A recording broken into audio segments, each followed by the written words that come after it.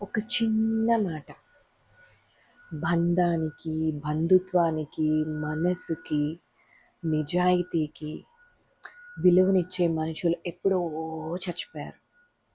ఇప్పుడంతా మన చుట్టూ ఏముంది తెలుసా? డబ్బు, డబ్బు, డబ్బు. నీ దగ్గర డబ్బులున్నాయా? నువ్వు నా బెస్ట్ ఫ్రెండ్ కదా! నీ దగ్గర డబ్బులున్నాయా? నిన్ను లవ్ చేస్తే సెటిల్ అయిపోవచ్చు. నీ దగ్గర డబ్బులున్నాయా? అయితే నువ్వు మా బంధువే. అదే దూరపు చుట్టం. నీ దగ్గర డబ్బులున్నాయి కదా! డబ్బు లేకపోతే మనిషికి విలువే లేదు.